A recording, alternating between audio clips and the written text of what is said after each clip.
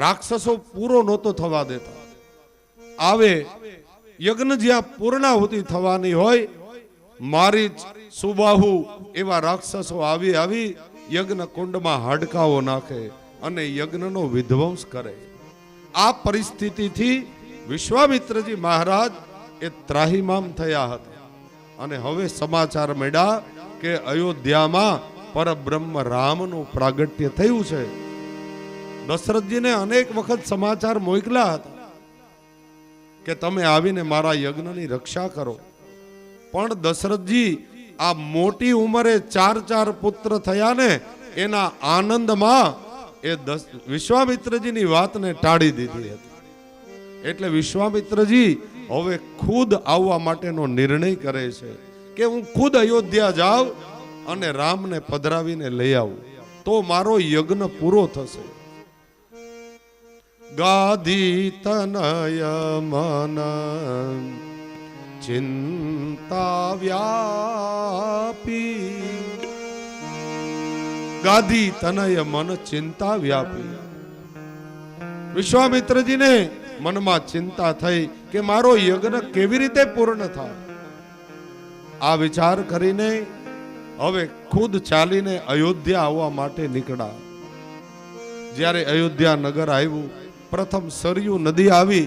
સરયુમાં આજે વિશ્વામિત્રજીએ સ્નાન કર્યું. હવે ઘેરેથી સ્નાન કરીને નહીં આવ્યા હોય, એ તો સ્નાન કરીને જ આવ્યા હતા. દર વખતે અયોધ્યા આવતા ત્યારે કઈ સરયુમાં સ્નાન ન કરતા, પણ આજે સ્નાન કર્યું. આજે શું કામ સ્નાન કર્યું વિશ્વામિત્રજીએ?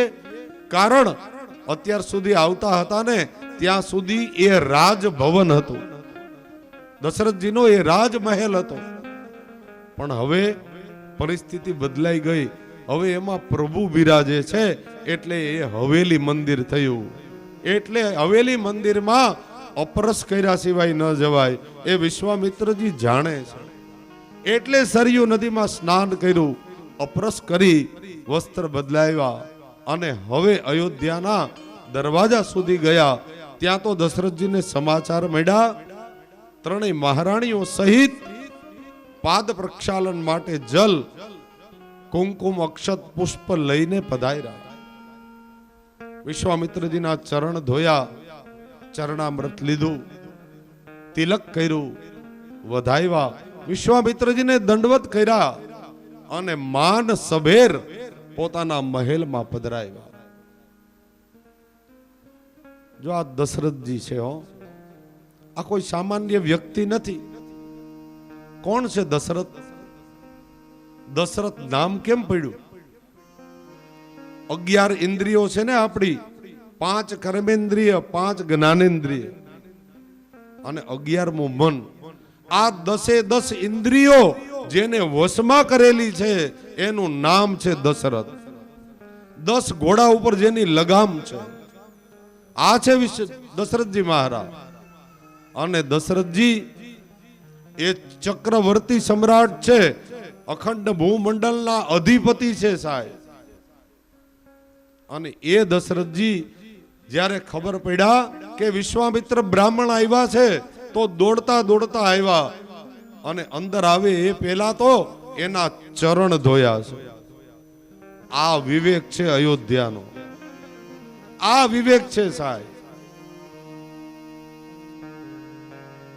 સમજાય છે આ વાતમાં? ક્યાં એનું આધિપત્ય, પોતાનું બધું માન અને સન્માન મૂકીને, નહીતર એને હજારો દાસ દાસીઓ છે, એના ચરણ આખું ગામ ધોવે છે. આજે એ દશરથજી વિશ્વામિત્રજીના ચરણ ધોવે છે. એને લેસ માત્ર અભિમાન નથી કે હું ચક્રવર્તી સમ્રાટ છું. એ સમ્રાટ પદને એક બાજુ મૂકીને સામાન્ય બ્રાહ્મણના પગ ધોવે છે. આજે તો બ્રાહ્મણ આવે તો આપણને પગે લાગતા શરમ આવે છે. આપણી સંપત્તિ તો 0 છે સાહેબ એની પાસે. આપણી પાસે શું સંપત્તિ? એ તો ચક્રવર્તી સમ્રાટ છે. આ અયોધ્યાનો વિવેક જુઓ તમે. રામચરિત માનસમાંથી આ જ શીખવાનું છે. અમારે જુનાગઢમાં છે એક N.K. શેઠ, નરોત્તમ કરશનદાસ શેઠ, એની પેઢી છે આજ વર્ષોથી, અને એ તો વર્ષોથી ગર્ભ શ્રીમંત છે, અને એના ઘરમાં આજ 90 વર્ષથી તો પ્રભુ બિરાજે છે, અષ્ટપ્રહરની સેવા બિરાજે છે, પાકી મરજાદવાળા વૈષ્ણવો છે. પણ એની શ્રીમંતાઈ જોવી હોય તો એના ઘેરે જવું પડે કે એની શ્રીમંતાઈ કેવી છે. નવાબ સાહેબને જ્યારે પૈસા ઘટતા ને રૂપિયા, ત્યારે એ N.K. શેઠ પાસે ઉછીના લેવા જતા. હવે આટલામાં સમજાય છે ને તમને એ કેવી સંપત્તિ વાળા હશે. નવાબ સાહેબને મદદ કરતા આ N.K. શેઠની વાત કરું છું. એ અમારા યજમાન છે સાહેબ, એ અમારા યજમાન છે. એને કાંઈ નવીન કરવો હોય તો અમને પૂછે છે બહુ વિવેક સાથે. હું એના ઘરે અનેક વખત ગયેલો છું. એમાં દેવી પ્રસાદજી થયા ત્રીજી પેઢીએ. એના પત્ની એક કોકિલાબેન અત્યારે છે, એના દીકરા શ્યામલભાઈ, એનો કેસ્ટ્રોલનો જબરજસ્ત બિઝનેસ અમદાવાદમાં છે, અને એ સિવાય તો અનેક બિઝનેસ. એને 22 પેટ્રોલ પંપ હતા એ વખતમાં, નવાબ સાહેબ પછીના વખતમાં 22 પેટ્રોલ પંપ. એમનું ઓડિટ થયું, એમનો કોઈ દોષ હતો નહીં, ક્યારેય ભેળસેળ ન કરતા, સંપૂર્ણ નીતિમત્તા વાળો પરિવાર. પણ હવે ઉપરથી કંઈક ભેળસેળ આવી અને ઓડિટ થયું, એક પેટ્રોલ પંપની અંદર ભેળસેળ નીકળી. હવે ધારે તો 5 પૈસા આપીને બધું સમાધાન થઈ જાય કે નહીં, પણ એ દેવી પ્રસાદજી એટલા બધા નીતિમત્તા વાળા બોલે નહીં, આજથી પેટ્રોલનો ધંધો જ બંધ કરો, આ જોઈ જ નહીં. ભેળસેળ આવે, મારું નામ ખરાબ થાય, મારી ગુડવિલ ઉપર અસર થાય. રાત્રે 12 વાગે બધા પેટ્રોલ પંપ વાળાઓને કહી દીધું 22 ને આવતીકાલથી આપણે પેટ્રોલનો ધંધો બંધ કરીએ છીએ, અને અહીંયા જેટલો પેટ્રોલનો જથ્થો હોય એ લોકોને મફત આપી દો. 1 રૂપિયો હવે લેતા નહીં, લોકોને મફત આપી દો. આ એ પરિવારની શ્રીમંતાઈની હું તમને વાત કરું છું. એના ઘરની અંદર હું એક વખતે બેઠો હતો, એટલે એના ટેક્સીનો ડ્રાઈવર, એના મોટરનો ડ્રાઈવર એને અંદર બોલાવ્યા, બેટા અહીંયા આવો, આજે તારે શેનું શાક ખાવું છે? આ દેવી પ્રસાદજીના ઘરના એને પૂછે છે, બેટા તારે શેનું શાક ખાવું છે આજે? એટલે પેલો ડ્રાઈવર કે બાપ જે હશે તે હું તો જમી લઈશ, તમે શ્યામલભાઈને પૂછો ને એને શું ખાવું. બોલે એ નહીં, શ્યામલ તો ગમે તે ખાઈ લેશે, તારે શું ખાવું? બસ એ જ બનશે રસોઈ ઘરમાં. શ્યામલને ખાવું હોય તો ખાય, નહીતર કાંઈ નહીં. એક ડ્રાઈવરને પૂછીને જેના ઘરમાં રસોઈ થતી હોય ત્યાં ઠાકોરજીની કૃપા હોય કે ના હોય સાહેબ, આને કહેવાય ગર્ભ શ્રીમંત. જ્યાં નાનામાં નાના માણસની નોંધ લેવાતી હોય, આ છે ગર્ભ શ્રીમંત. આપણે તો 5 રૂપિયા વાળા થઈ જઈને વિમાનમાં ઉડવા માંડીએ, ત્યાં પ્રભુની કૃપા ન થાય. આજ 90 વર્ષથી એના ઘરમાં પ્રભુ બિરાજે છે. એ વ્રજભૂષણ બાવા ને એમના પિતાજી ત્યાંથી એ ઘરની સાથે નાતો છે, જામનગર ઘરથી. એ બધા એનું ગુરુ ઘર છે જામનગર. તો પ્રભુતા એમને નથી મળતી. કહેવાનો મતલબ જ્યાં નમવું પડે ત્યાં નમવું પડે, જ્યાં પૂજવા પડે એને પૂજવા પડે. એમાં આપણું અભિમાન ન ચાલે. અને નમીને કંઈક પ્રાપ્ત થશે. દશરથજી મૂર્ખ નહોતા કે વિશ્વામિત્રજીના ચરણ ધોવે. એને ખબર છે આ કોણ છે. વિશ્વામિત્ર પણ ગાદી રાજાના દીકરા છે. એ પણ રાજકુળમાંથી આવતા હતા, એ કોઈ સામાન્ય ન હતા. મોડી રાત્રિ સુધી સત્સંગ ચાલ્યો, પ્રસાદ લેવડાવ્યો, અને રાત્રે હવે દશરથજી મહારાજ ખુદ વિશ્વામિત્રજીના ચરણ પખાડે છે, અરે ચરણ દબાવે છે. સવાર થયું, વિશ્વામિત્રજી જાગે એ પહેલા દશરથજી જાગી ગયા. જો આ ચક્રવર્તી સમ્રાટ દશરથજીની બધી વિશ્વામિત્રજીની સેવા કરે, એને પુષ્પ આપે, ફળ આપે, પૂજા માટે સામગ્રી આપી. વિશ્વામિત્રજીએ સંધ્યા કરી, પૂજા કરી, શિવજીનો અભિષેક કર્યો, સૂર્યનારાયણને અર્ઘ્ય આપ્યા. પછી દશરથજીએ કહ્યું, બાપજી હવે આપ કલેવો કરી લ્યો, એટલે કે નાસ્તો કરાવી, દૂધ પીવડાવી. અને હવે પૂછે છે દશરથજી કે બાપજી આપ અહીંયા સુધી જ આવ્યા કે આગળ ક્યાંય જવાની યાત્રા છે આપની? જો આ કેવડો મોટો વિવેક.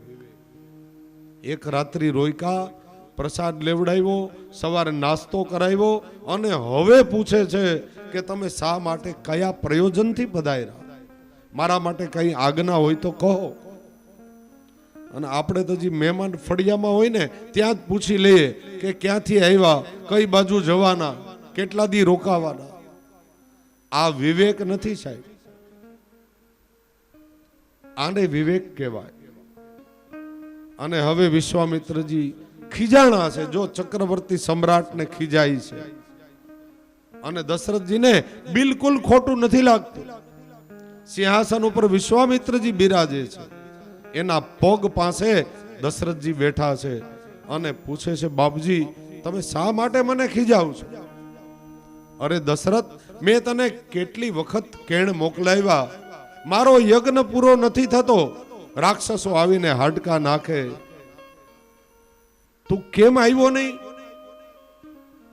દશરથજી મહારાજ કહે, પ્રભુ મને ક્ષમા કરો, આ મોટી ઉંમરે મારે ત્યાં બાળકોનો જન્મ થયો, એના લાલન પાલનમાં હું આપની આજ્ઞાને ન અનુસરી શક્યો, આપ મને ક્ષમા કરો. પણ હવે મને આજ્ઞા કરો, મારા આખા અયોધ્યાના સૈન્ય સહિત હું આપના યજ્ઞની રક્ષા કરવા માટે આવું. વિશ્વામિત્રજી કહે, હવે મારે તારી જરૂર નથી. તો પેલા તો વચન આપ દશરથ કે હું જે માગીશ એ મને મળશે. દશરથજી કહે, મહારાજ આ આખું અયોધ્યા તમારું જ છે, તમારે વચન માંગવાનું હોય? અરે નહીં, તો મને પેલા વચન આપ, પછી માંગુ. અરે મહારાજ તમે કહો તો મારો પ્રાણ આપી દઉં. અને અમારા પૂર્વજોએ તમને અયોધ્યા દાનમાં આપી જ દીધી હતી. હરિશ્ચંદ્રે નહોતી આપી દીધી? તો અમારા પૂર્વજોએ દાન આપી દીધેલી જ છે. બોલે એમ નહીં, વચન આપ. દશરથજીને બહુ કહ્યું ત્યારે કીધું, બાપજી વચન જાઓ, હું વચન આપું છું, આપ જે માગો એ જ મળશે. અરે મારે બીજું કંઈ જોતું નથી દશરથ, મારા યજ્ઞની રક્ષા કરવા માટે તારા રામ અને લક્ષ્મણને હું લેવા માટે આવ્યો, એ મને સોંપી દે. દશરથજીના નેત્રમાં જલ ભરાયા, રડવા લાગ્યા. વિશ્વામિત્રજીને કહે, ગુરુદેવ તમે માગો તો મારો પ્રાણ આપી દઉં, પણ રામ અને લક્ષ્મણને નહીં આપે. વિશ્વામિત્રજી કહે, હમણાં કહેતો હતો કે અયોધ્યા આપી દઉં, અને તે મને વચન આપ્યું છે, તું વચન ભ્રષ્ટ થાઈશ. બંનેનો ઝઘડો ચાલતો હતો, એટલી વારમાં વશિષ્ઠ મહારાજ પધાર્યા. વશિષ્ઠ ગુરુદેવે કહ્યું, અરે દશરથ, આ વિશ્વામિત્ર સાથે શેનો ઝઘડો ચાલે? અરે જુઓ ને ગુરુદેવ, એક કેવી વસ્તુની માગણી કરે, એ રામ અને લક્ષ્મણની માગણી કરે. વશિષ્ઠજી કહે, તેને વચન આપ્યું હતું? બોલે હા. તો વચન આપ્યું હોય તો તમે યાદ કરો મહારાજ, તમે કયા પરિવારમાંથી આવો છો, તમે કોના દીકરા છો?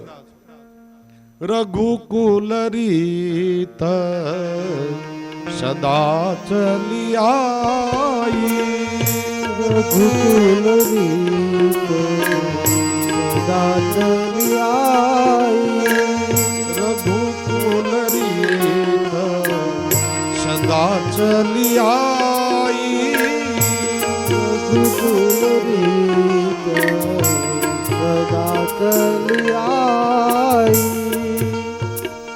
રઘુકુલ રીત સદા ચલી આઈ, રઘુકુલ રીત સદા ચલી આઈ,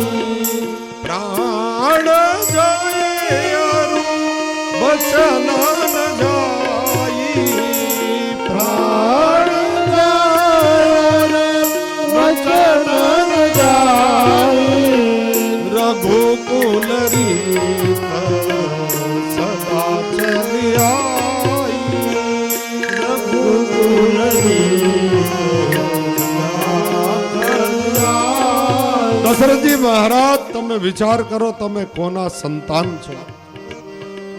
તમે રઘુકુલના બાળકો છો. વધે એટલું વધારે દે. ઉદારતા વાપરી નાખાય. જેટલું વધે એટલું વધારે. હાલો હાલો. આ રામનો જન્મ થયો, તું શું કામ કંજુસાઈ કરે? આ ઉદારતાની વાતો હાલે છે. સેજ ઘટાડી. રઘુકુલ રીત સદા ચલી આઈ. રઘુકુલ રીત સદા ચલી આઈ. દશરથજી મહારાજ, તમે વિચાર કરો, તમે કોના સંતાન? તમે રઘુકુલ શિરોમણી છો મહારાજ. તમે વચન આપ્યા પછી ભ્રષ્ટ ન થવાય. વિશિષ્ટ મહારાજે કહ્યું, રામ અને લક્ષ્મણ બંનેને સોંપી દો. પછી એક શબ્દ દશરથજી નથી બોલ્યા. રામ અને લક્ષ્મણને સોંપી દીધો. વિશ્વામિત્રજી આગળ ચાલે, રામ એની પાછળ લખનલાલજી ચાલે. યાત્રા શરૂ થઈ. ભયંકર વન આવ્યું.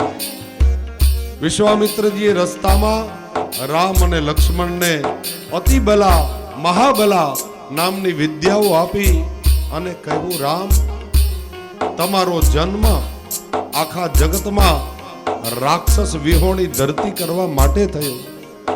તમારે માત્ર અયોધ્યામાં આનંદ નથી કરવાનો, તમારે અયોધ્યાનો ત્યાગ કરવાનો છે. તમારે માત્ર રાજકુમાર થઈને નથી રહેવાનું. તમે અખિલ બ્રહ્માંડના નાયક છો પ્રભુ. આખા જગતનો ઉદ્ધાર કરવા માટે તમારો જન્મ છે. હમણાં તાડકા નામની રાક્ષસી આવશે, એનો તમારે ઉદ્ધાર કરવાનો. રામ કહે, ભલે મહારાજ. અને એક જ બાણનું અનુસંધાન કર્યું. ભયંકર રાક્ષસી તાડકા હાહાકાર ચિત્કાર કરતી જ્યાં સામે આવી. રામને કહે, રામ, આજ તાડકા બધા રાક્ષસોની માં છે. બધા રાક્ષસોની ઉત્પત્તિ અહીંથી થઈ. રામે વિચાર કર્યો કે ડાળીઓ કાપીએ એને પેલા મૂળિયું કાપી નાખીએ. કારણ કે મૂળ કાપશો ને નાખીએ, નહીતર રામ કોઈ દિવસ સ્ત્રીની હત્યા ન કરે સાહેબ. રામે પેલા વેલા જ સ્ત્રીની ઉપર હાથ ઉપાડ્યો. પેલી હત્યા જ સ્ત્રીની કરી. તાડકાનો પ્રભુએ વધ કર્યો. વિશ્વામિત્રજીને હવે વિશ્વાસ આવી ગયો કે મારો યજ્ઞ જરૂર સિદ્ધ થશે. આશ્રમમાં પહોંચ્યા. રાત્રિ શરૂ થઈ. વિશ્વામિત્રજીની સાથે ભોજન કર્યું. પ્રભુએ સત્સંગ કર્યો. મોડી રાત સુધી ગુરુદેવના ચરણની સેવા કરી. સવાર થયું. પ્રાતઃ કાલમાં બ્રહ્મ મુહૂર્તમાં પ્રભુ રામ જાગૃત થયા. લક્ષ્મણ જાગ્યા. સ્નાન કર્યું. સૂર્યની પૂજા કરી. અર્ઘ્ય આપ્યા. ગુરુદેવને પૂજા માટે જે કાંઈ સામગ્રી જોઈએ યજ્ઞ માટે બધી તૈયારી કરી આપી. અને આ તરફ હવે કહ્યું, ગુરુદેવ, તમે હવે યજ્ઞ શરૂ કરો. હવે કોઈ તમારા યજ્ઞમાં બાધા નહીં પહોંચાડી શકે. હું ખુદ તમારા યજ્ઞની રક્ષા કરી. યજ્ઞ બ્રાહ્મણોને બોલાવવામાં આવ્યા. ઋષિ મુનિઓ આવ્યા. યજ્ઞનો હવિ પ્રગટ થયો. યજ્ઞની જ્વાળાઓ આકાશમાં જવા લાગી. સુગંધિત ઘી, જવ, તલ, ગુગળ આદિ જે પ્રસાધનો એમાં હોમાતા હતા એનો સુગંધ વાયુમાં પ્રસરો. મારીચ અને સુબાહુને ખબર પડી કે વિશ્વામિત્રનો યજ્ઞ શરૂ થયો. હાથમાં માંસ લઈ, હાડકાઓ લઈ અને આકાશમાં ગોળ ગોળ ફરવા લાગ્યા. પણ રોજ કરતા આજે ચિત્ર કંઈક નોખું હતું. આવીને યજ્ઞશાળામાં જોવે તો પશ્ચિમ તરફ રામ, પૂર્વ તરફ પણ રામ, દક્ષિણ તરફ લક્ષ્મણ, ઉત્તરમાં પણ લક્ષ્મણ જોવા મળે. મારીચ અને સુબાહુને થયું હવે આપણી કારી નહીં ફાવે. બંને ભાગવા લાગ્યા. રામે એક બાણ મારી અને સુબાહુનો વધ કર્યો. અને એક ફણા વગરનું બાણ પેલા મારીચને માર્યું તો 400 યોજન દૂર એટલે કે લંકાના પાદરમાં નાખી દીધું. ફણા વગરનું બાણ માર્યું તો 400 યોજન દૂર વયો ગયો મારીચ. ફણા સહિત માર્યું હોત તો કદાચ બ્રહ્માંડી 12 વયો જાય. અને સુબાહુને પ્રભુએ માર્યો. મારીચને માર્યો નહીં, શું કામ? પ્રભુને ખબર હતી કે સીતાના અપહરણમાં રાવણની સાથે હજી આને સોનાનો મૃગલો બનવાનું બાકી છે, એ પાત્ર લેવાનું હજી બાકી છે. એટલે પ્રભુએ માર્યો નહીં, એને જવા દીધો. પ્રભુ બધું જાણતા હતા. એક દિવસ પ્રભુ રોકાયા. વિશ્વામિત્રજી ખૂબ રાજી થયા. રામ, આટલા વર્ષમાં પહેલી વખત મારો યજ્ઞ સિદ્ધ થયો. હું તમને આશીર્વાદ આપું બંને ભાઈઓને. જાઓ, તમારી કીર્તિ અખંડિત થશે, તમારા મંદિરો બંધાશે અને જ્યાં સુધી પૃથ્વી રહેશે લોકો તમારા નામનો આશ્રય કરશે. આ વિશ્વામિત્રજી આશીર્વાદ પ્રદાન કર્યા. બીજો દિવસ થયો. એક નોખી જ ક્રિયા બની. જનકપુરથી 2 દૂત આવ્યા આમંત્રણ આપવા માટે. જનક મહારાજના દૂત હતા. પત્ર લઈને આવ્યા. વિશ્વામિત્રજીને પ્રણામ કર્યા. વિશ્વામિત્રજીએ કહ્યું, ભાઈ તમે કોણ છો? બોલે, અમે મિથિલા જનકપુરથી આવીએ છીએ. જનક મહારાજ એક પોતાની દીકરી સીતાનો સ્વયંવર કરે છે અને એમાં જે પિનાક ધનુષ વજ્રનું બનેલું છે, ભગવાન શિવનું ધનુષ, એ ધનુષ યાગ પણ કરે છે.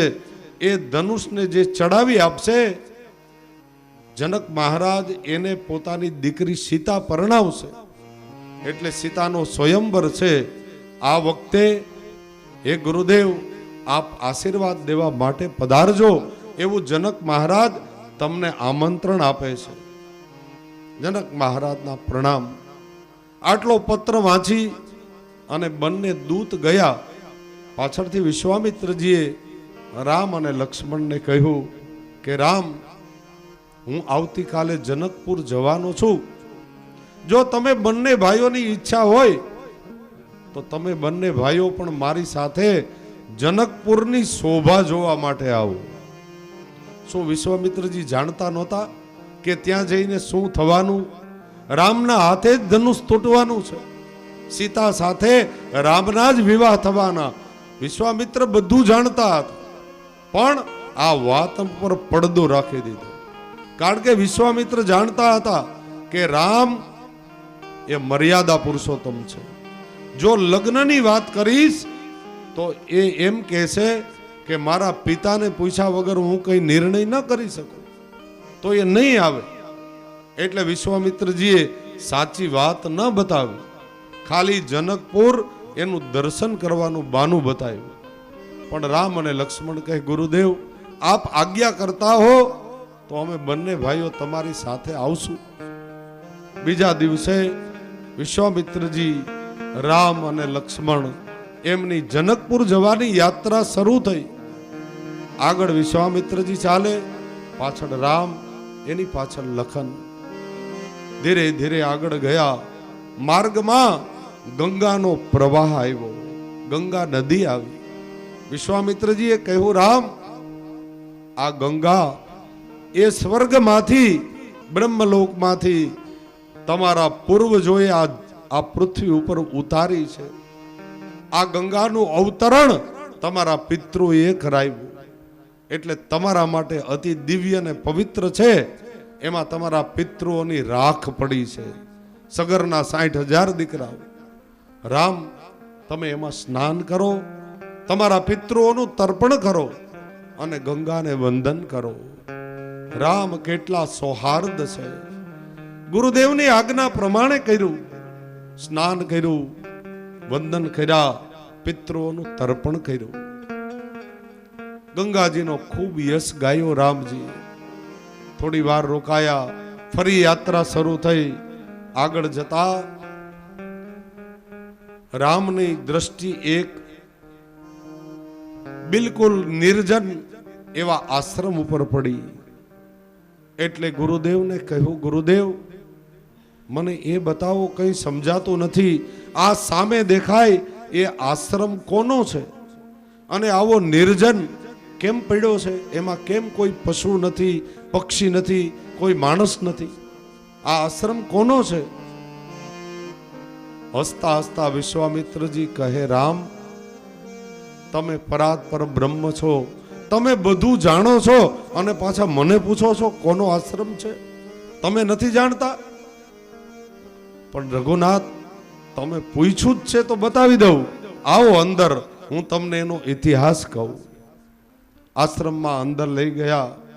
કહે, રામ, આ આશ્રમ એક ગૌતમ મુનિનો આશ્રમ છે. ગૌતમ મહારાજ અહીંયા રહેતા હતા. ખૂબ સરળ અને વિદ્વાન મહાત્મા હતા. એમના પત્નીનું નામ અહલ્યા હતું. બંને દંપતી ભગવત પરાયણ થઈ અને રહેતા હતા. પરંતુ ગૌતમ મુનિનો અપરાધ એટલો જ હતો કે એના પત્ની બહુ સુંદર હતા. અહલ્યા કેવા હતા? સુંદર હતા. એવું તેજ હતું એના મોઢા ઉપર, કારણ કે પતિવ્રતા હતા, બ્રાહ્મણ હતા અને સતત બ્રહ્મમાં લીન રહેતા હતા. એનું ઓજસ હતું એના મોઢા ઉપર. એકદમ દૈદીપ્યમાન હતા અહલ્યા. નવ યૌવના હતા. એક વખતે ઇન્દ્ર અને ચંદ્ર ત્યાંથી પસાર થતા હતા વિમાનમાં. ગૌતમના આશ્રમ ઉપર દ્રષ્ટિ પડી. ગૌતમની પત્ની અહલ્યાને જોયા અને એમાં ઇન્દ્ર ને ચંદ્ર મોહ પામ્યા. હવે ઇન્દ્ર ને ચંદ્ર ને કઈ ઘટતું હતું સાહેબ? ઇન્દ્રને આખું સ્વર્ગનું અધિપત્ય, જગતમાં ક્યાંય ના હોય એવી અપ્સરાઓ, ઊંચ નિવાસ નીચ કરતુતી. જેના નિવાસ બહુ ઊંચા હોય ને એના ચારિત્ર બહુ ભ્રષ્ટ હોય છે સાહેબ, એમ આપણું શાસ્ત્ર કહે છે. ઊંચ નિવાસ નીચ કરતુતી. જે બહુ ઉપર રહેતા હોય ને એના વિચારો બહુ ભ્રષ્ટ થયેલા હોય છે, આપણું શાસ્ત્ર કહે છે. ઇન્દ્ર ને ચંદ્ર રાત્રિના 2 વાગે આવ્યા. જો આ સતીત્વ ભંગ કરવા માટે આવ્યા અહલ્યા. ચંદ્ર કુકડો બન્યો અને ઇન્દ્ર ગૌતમનું રૂપ લઈને આવ્યો. હવે ગૌતમ મુનિને કાયમીનો નિયમ હતો, બ્રહ્મ મુહૂર્ત થાય 4 વાગે, એટલે 4 વાગે ગંગાના કિનારે જાય, સ્નાન કરે, સંધ્યા કરે, ત્યાંથી જળ ભરીને લઈ આવે. આ કાયમીનો નિયમ હતો. એક જાણતા હતા ઇન્દ્ર ને ચંદ્ર. અને પેલા આલારામ હતો નહીં, મોબાઈલ હતા નહીં, ઘડિયાળ હતા નહીં, એટલે માણસો જાગતા કેવી રીતે? મોટામાં મોટો આલારામ હતો, કુકડા બોલે અને સવાર થતું. કુકડા બોલે, પણ કુકડા સારા હતા, જઈએ તે ન બોલતા હો, આપણા જેવા નહોતા, ઠેકાણા વગરના નહોતા. આપણા કુકડા તો ગમે ત્યારે બોલે. એ કુકડા તો નિયમનમાં હતા, એ 4 વાગે જ બોલતા. 4 વાગે બ્રહ્મ આજે પણ બોલે છે, ત્યારે બોલતા એમ નહીં, આજે બોલે. પણ હવે આપણને સંભળાતા જ નથી, કારણ કે આપણો ટાઈમ 9 નો થઈ ગયો છે. કુકડા જાગીને ખાઈ પીને હુઈ ગયા હોય ને ત્યારે આપણે નથી ઉઠતા. ગામડામાં તો હજી ઘણા લોકો જાગે છે 4, 4:30 વાગે બ્રહ્મ મુહૂર્તમાં, પણ આપણે તો 2 વાગ્યા સુધી તો સમજાય છે ને. એમાં સવારે 4 વાગે ક્યાંથી જાગીએ? 4 તો માંડ માંડ જામી હોય.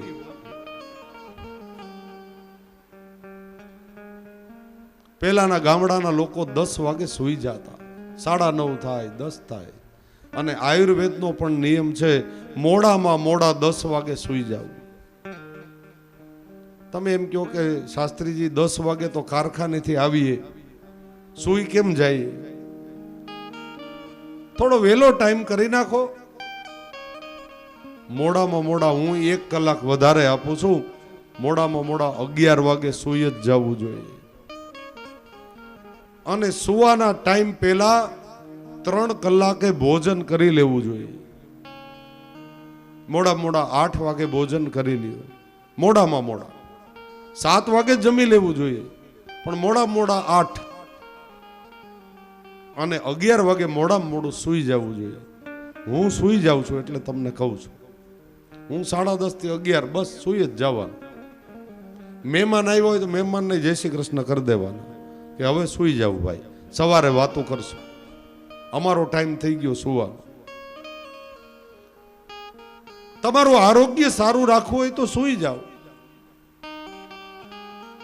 6 કલાક પૂરી ઊંઘ લેવી જોઈએ દરેક વ્યક્તિએ. 2 વાગે સુવો અને આ મોબાઈલના રેડિયેશનથી સૂતા પછી 1 કલાક તો તમને ઊંઘ નહીં આવે. એના રેડિયેશન કામ કરે છે તમારા અંત મન ઉપર. 1 કલાક ઊંઘ નહીં આવે, તમારે પડખા ફરવા પડશે. જેટલા રાત્રે મોબાઈલ જોતા હોય એને ખબર જ હશે, સૂતા પછી 1 કલાક એના રેડિયેશન તમને નહીં સુવા દે.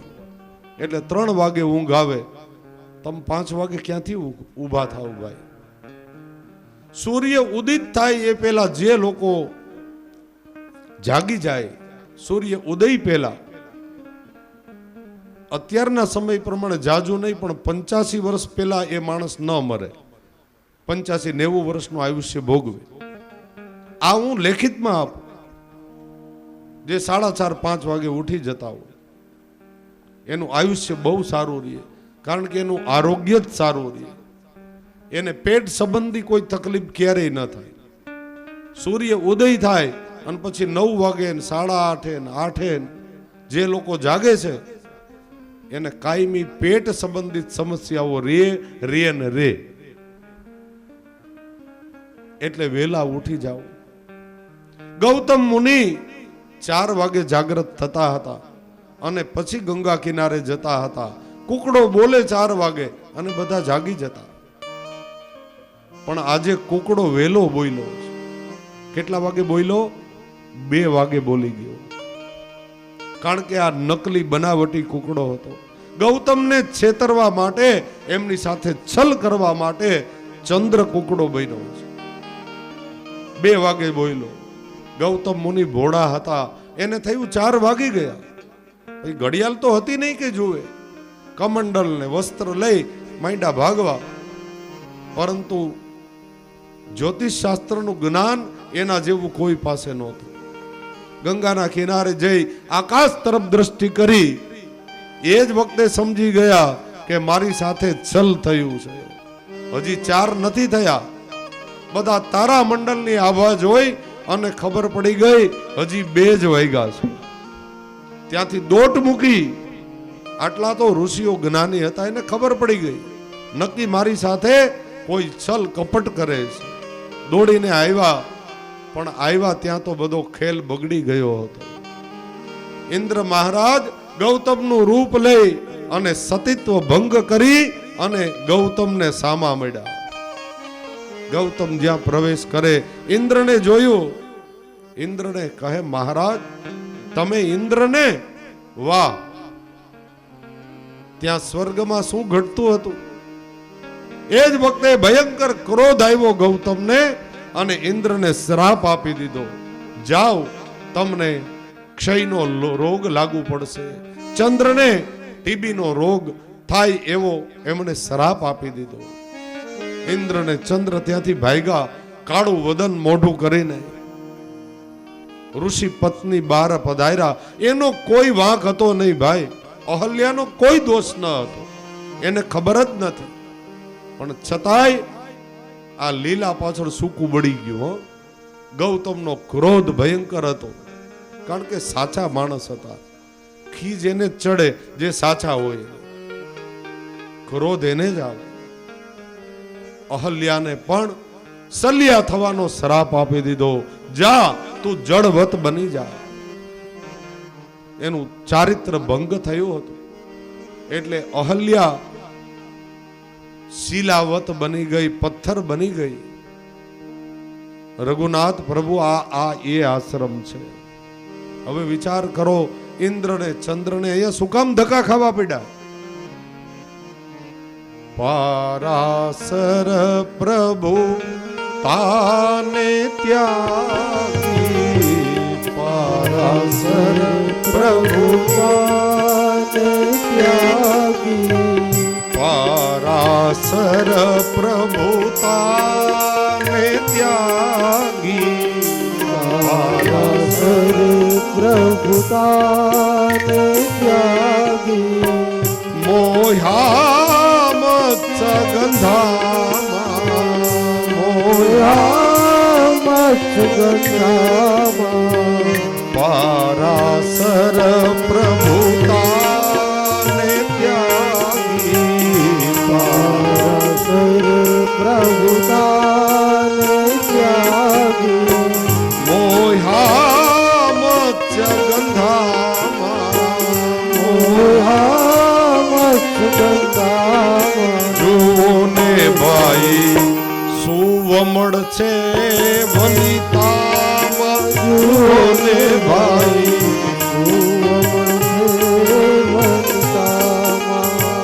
પારાસર પ્રભુ તાને ત્યાગી પારાસર પ્રભુ તાને ત્યાગી મોહ્યા મત્સ ગંધામાં મોયા મત્સ ગંધામાં ઇન્દ્ર ચંદ્ર સરખાલો બાણ ઇન્દ્ર ચંદ્ર સરખાલો બાણા ગૌતમની ભામાં જુઓ ને ભાઈ સુવમળ છે વનિતામાં જુઓ ને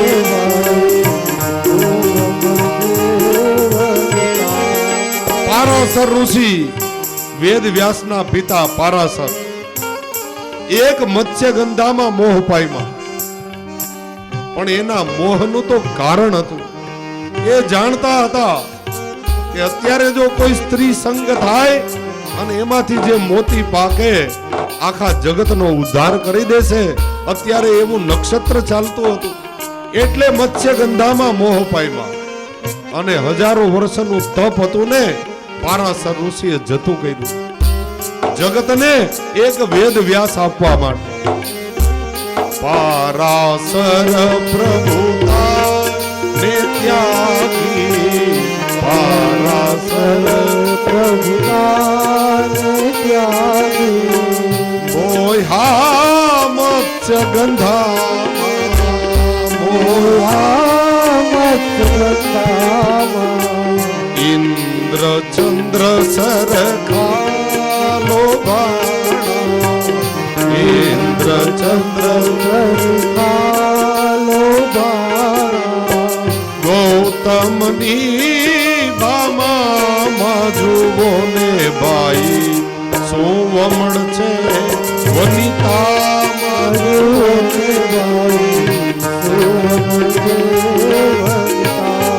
જુઓ ને ભાઈ સુવમળ છે વનિતામાં જુઓ ને ભાઈ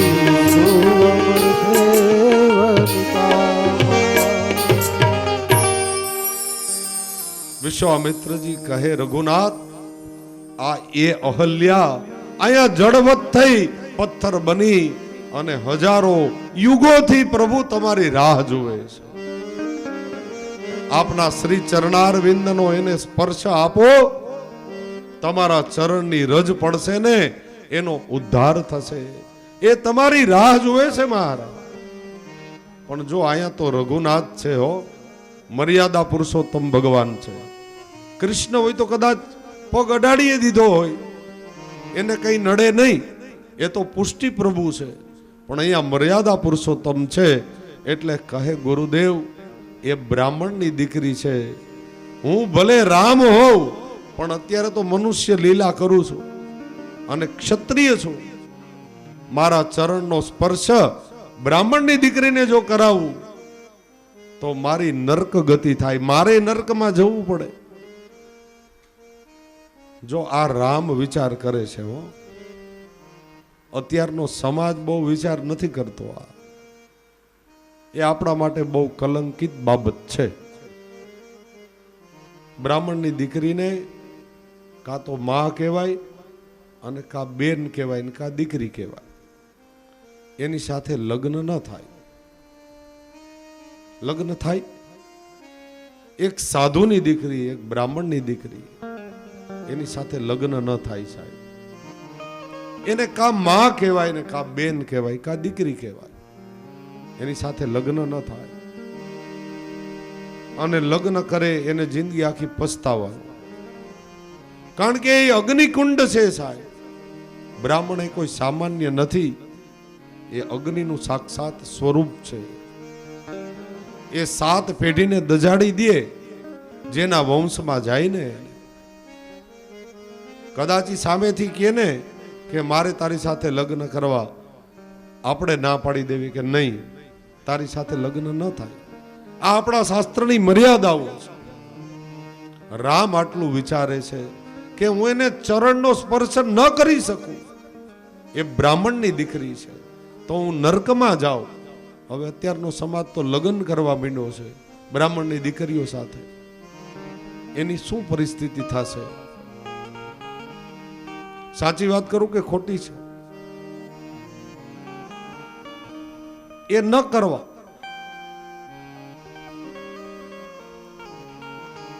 પણ પ્રભુની કૃપા એવી થઈ કે રઘુનાથ પ્રભુજી આગળ વધવા માટે પોતાનો જમણો ચરણ ઊંચો કર્યો.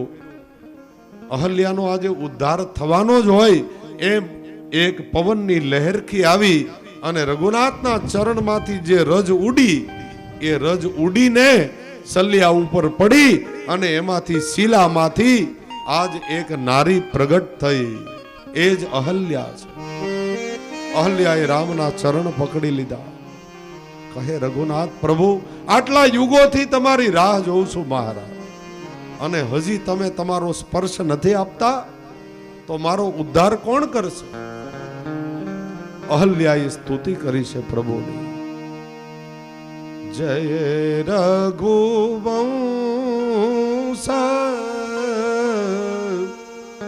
બનદ બન ભાનો જય મદમોહ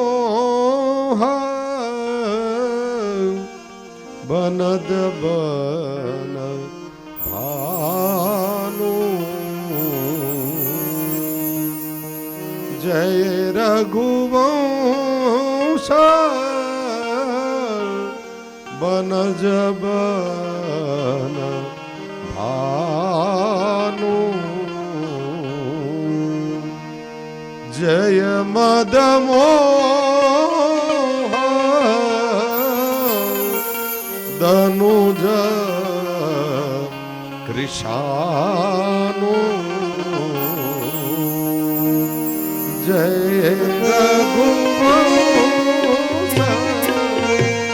બનજ ભાનો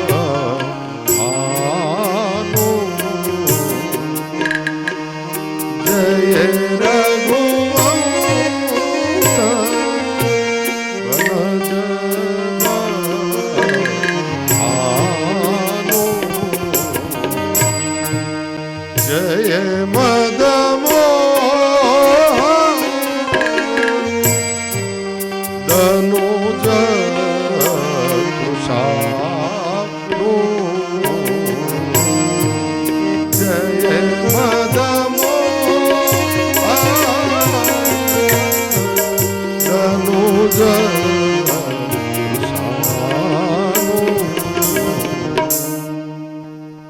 અહલ્યાએ સુંદર સ્તુતિ કરી.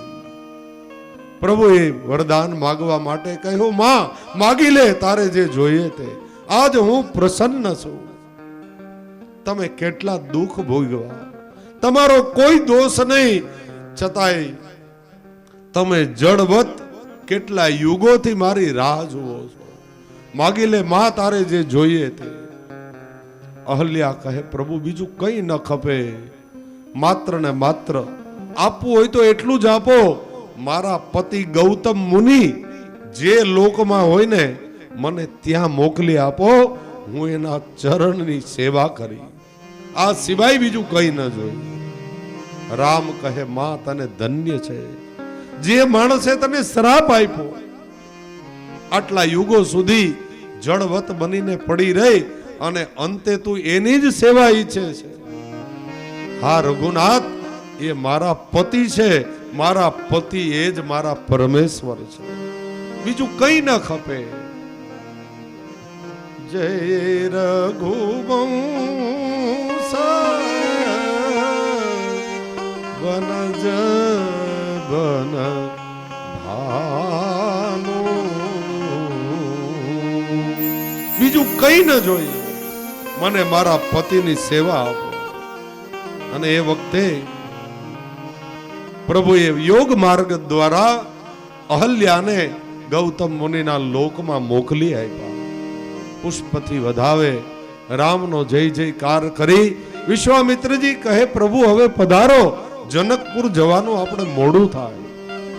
ફરી યાત્રા શરૂ થઈ. પ્રભુ હવે જનકપુરમાં પધાર્યા. સાંજનો સમય થયો હતો.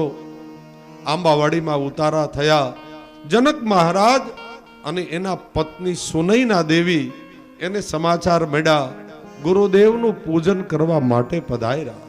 વિશ્વામિત્રજીની આરતી કરી, પૂજા કરી, ખૂબ વિનય અને વિવેક કર્યા. પણ જ્યારથી જનક મહારાજ રામને જોયા ને, બસ એક જ ટસે રામને જ જોયે રાખતા હતા. રામ સમજી ગયા કે જનક મહારાજ મારી ઉપર કઈક ઓળઘોળ થઈ ગયા છે, હવે આમાં વિધાતા બચાવે શું થાય. એ તો જનક મહારાજ મનમાં વિચાર કરતા હતા કે હે વિધાતા, મને આ રામ જેવો એકાદો દીકરો આપ્યો હોત તો. રામ કેટલા સુંદર, કેટલા સુંદર, કરોડો કામદેવ લજ્જિત થાય એવા મન્મથ છે રામ.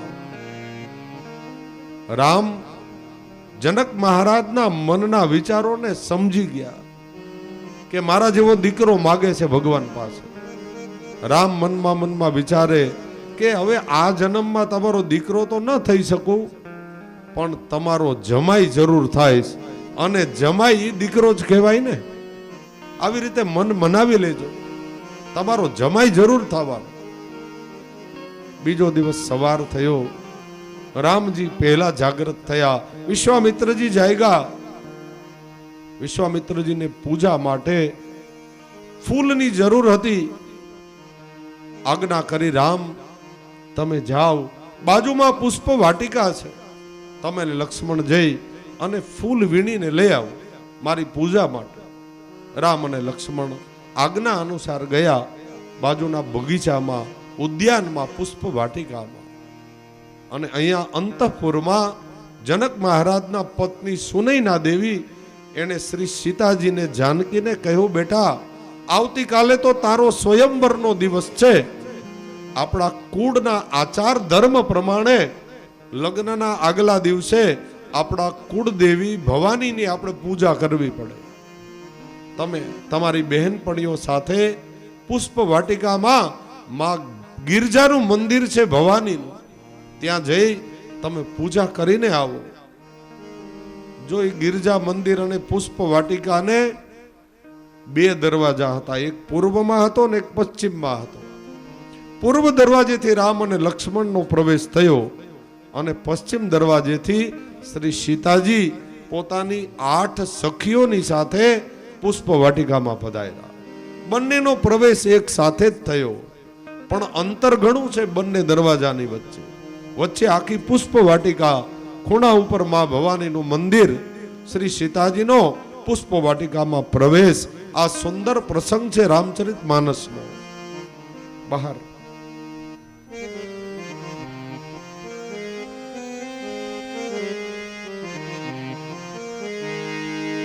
તેહી અવસર, બહાર તેહી અવસર સીતા આયે, ગિરિજા પૂજન જનની પઠાઈ, તેહી અવસર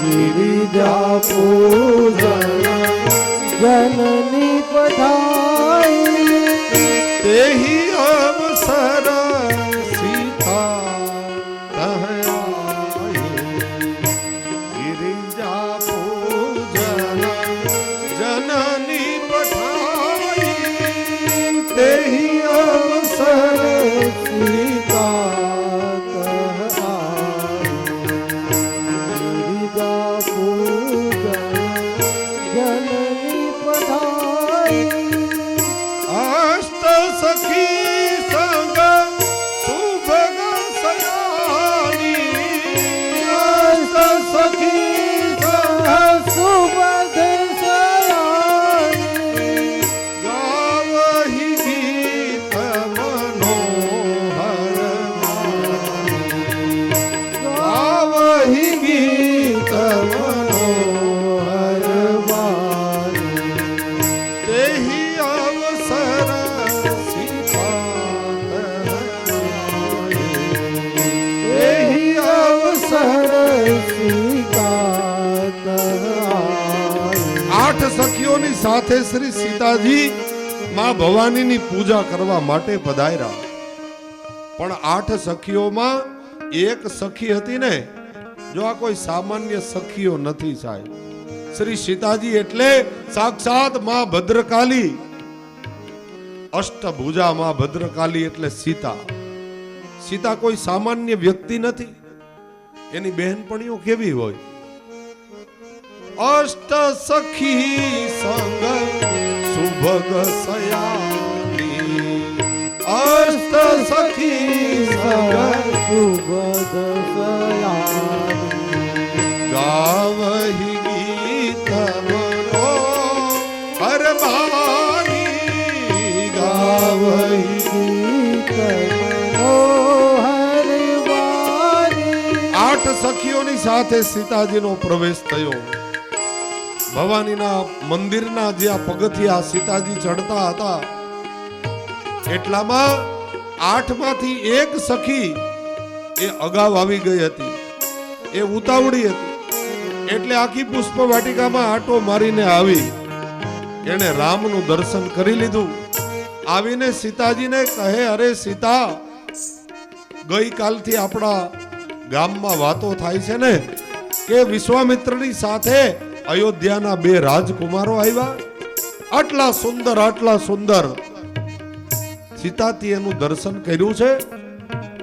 સીતા કે ના, એનું દર્શન મેં નથી કર્યું. તો આવ મારી સાથે, હું તમને રામનું દર્શન કરાવું. સીતાજી કહે, પણ આ ભવાનીની પૂજા, અરે એ તો પછી થશે, પેલા તું રામનું દર્શન કર. આવા પુરુષ તે ક્યારેય નહીં જોયા હોય સીતા, આટલા અદ્ભુત છે. સીતાજી કહે, પણ એટલા બધા અદ્ભુત એટલે કેવા છે એ તો કે.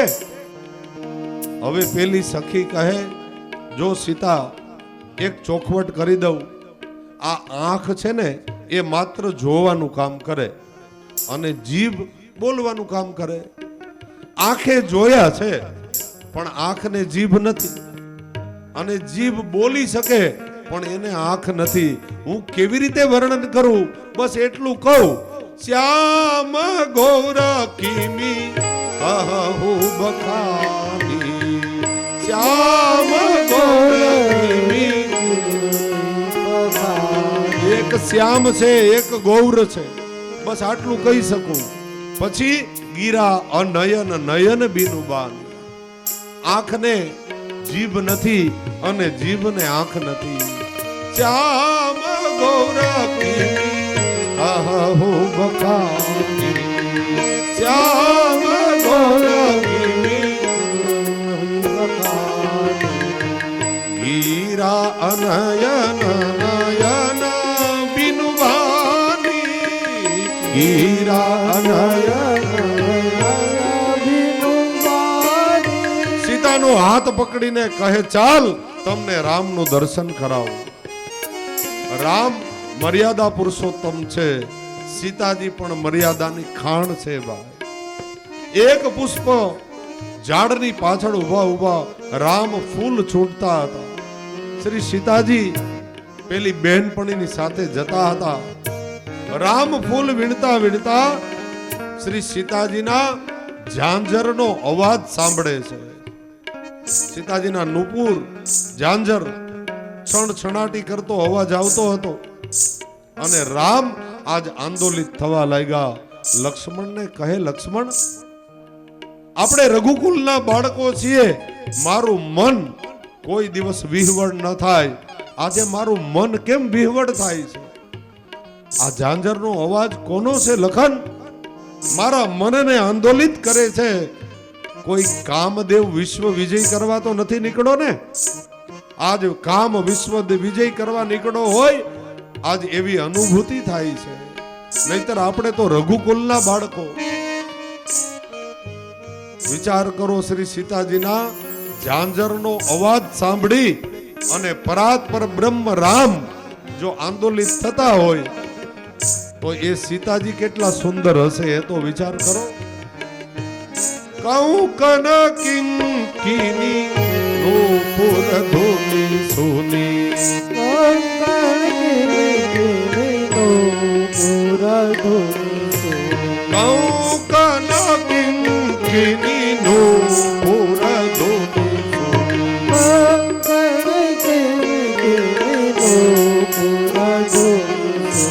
કૌકન કિંકિની નૂપુર ધૂની સુની કૌકન કિંકિની કૌકન કિંકિની નૂપુર ધૂની સુની કૌકન કિંકિની નૂપુર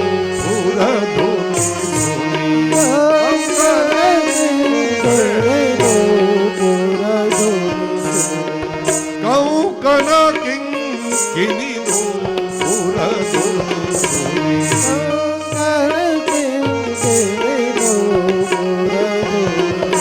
કૌકન કિંકિની નૂપુર ધૂની સુની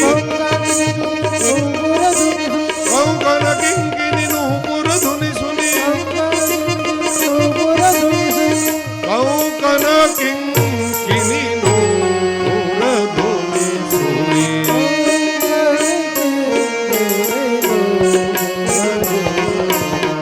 તેહી અવસર સીતા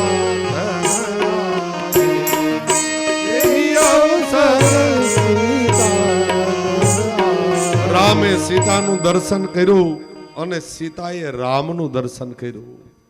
બંને વૃક્ષની પાછળ છુપાઈને દર્શન કર્યું. હો, સામ સામે આવીને આટલી મર્યાદા પણ નથી તૂટવા દીધી સાહેબ. રામનું પૂર્ણ મર્યાદા પૂર્ણ પાત્ર છે. એક પણ મર્યાદા તૂટી નથી રામની. પુષ્પ વાટિકામાં એટલે કે બગીચામાં રામ પણ ગયા અને સીતા પણ ગયા. બગીચામાં જવું એ અપરાધ નથી, પણ ક્યારે જવાય, કેમ જવાય અને કેટલી મર્યાદા સજવાય એ આપણે બધાય શીખવાનું છે. રામ અને લક્ષ્મણ, રામ અને સીતા ક્યારે ગયા હતા બગીચામાં? સૂર્યની હાજરીમાં સવારમાં ગયા છે. અને આજે મોટા મોટા શહેરોમાં કેવાતા વીઆઈપી માણસો બધા બગીચામાં જાય છે, પણ સૂર્ય અસ્ત થયા પછી. સીતા રામને ગોતવા માટે ગયા હતા, ત્યારે આજનો સમાજ કામને ગોતવા માટે જાય છે બગીચામાં. આવી રીતે બગીચામાં ન જવું જેમાં મર્યાદા ન સચવાતી હોય.